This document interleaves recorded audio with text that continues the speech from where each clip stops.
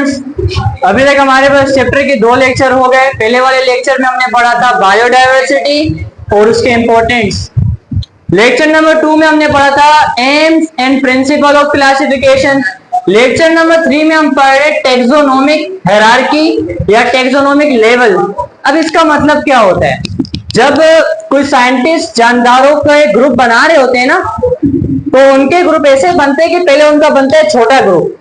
ध्यान से सुनना, जब साइंटिस्ट किसी जानदार के ग्रुप बना रहे होते हैं तो पहले क्या करते हैं, उनका छोटा ग्रुप बनाते हैं। फिर आहिस्ता आहिस्ता वो ग्रुप थोड़ा बड़ा होता है, आहिस्ता आहिस्ता और बड़ा, आहिस्ता आहिस्ता और बड़ा होता है।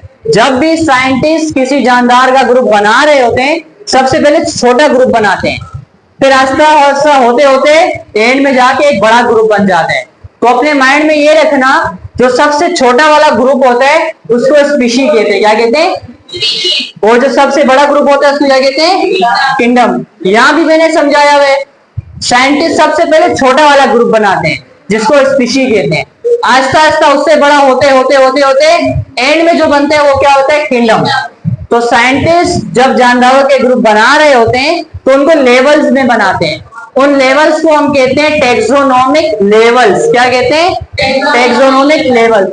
सबसे छोटा लेवल स्पीशी, उसके बाद genus, families, order, class, phylum and kingdom. अच्छा, ये बहुत इजी क्वेश्चन है, ये एग्जाम में इसी तरह से लिखना होता है। एग्जाम में किस तरह से लिखना होता है?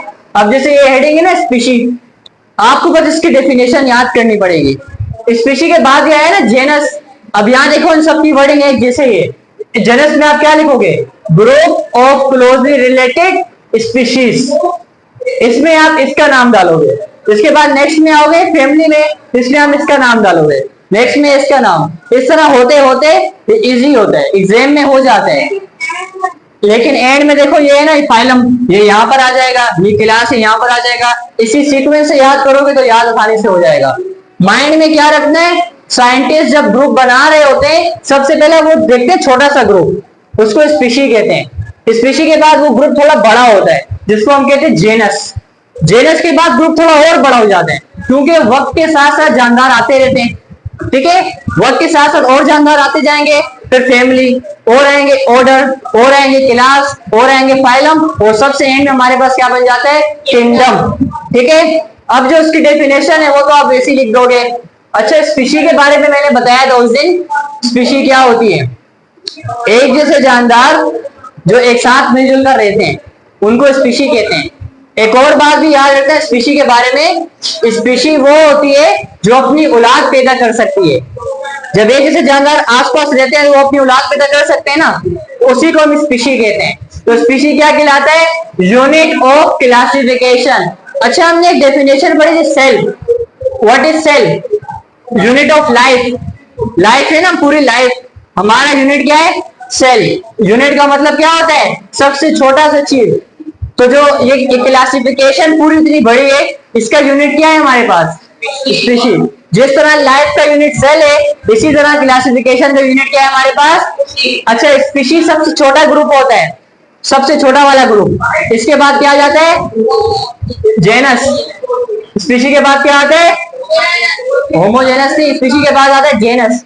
अच्छा बेटा, इसकी डेफिनेशन आप लोगों को याद आसानी से हो जाएगी।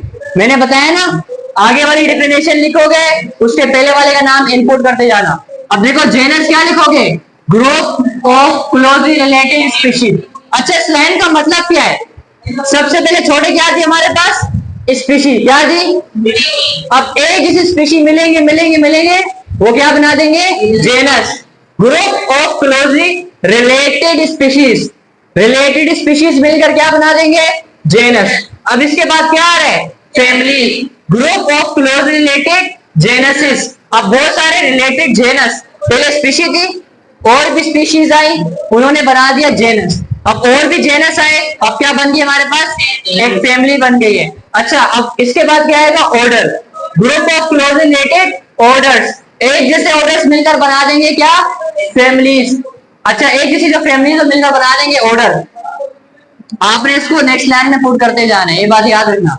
अब जो क्लासेस हैं, group of closely related orders, एक जैसे ऑर्डर्स मिलकर क्या बना देंगे? क्लास।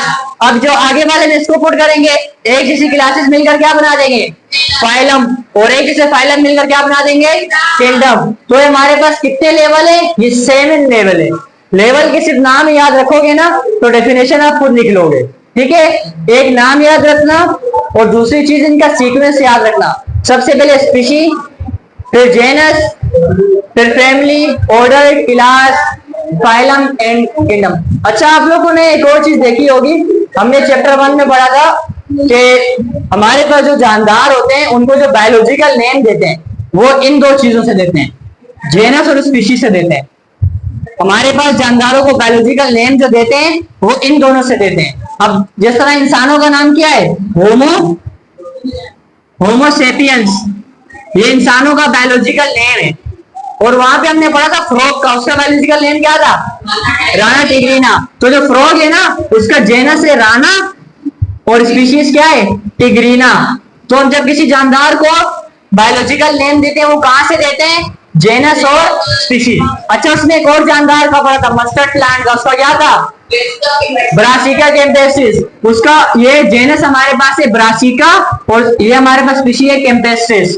तो जब भी किसी जानदार को नाम देते हैं तो दो चीजें यूज करते हैं, जेनस और स्पीशीज। एक मतलब इसको फिर से रिवाइज करते हैं, जब साइंटिस्ट जानदारों के ग्रुप बना रहे होते हैं तो वो लेवल्स में बनाते हैं, क्योंकि एक साथ तो इतने सारे जानदार नहीं आ जाते, आहिस्ता आहिस्ता करके आते हैं। तो पहले जो आएंगे उनको क्या बोलेंगे? स्पीशी। उसके बाद एक जैसे स्पीशी मिलकर क्या बनाएंगे?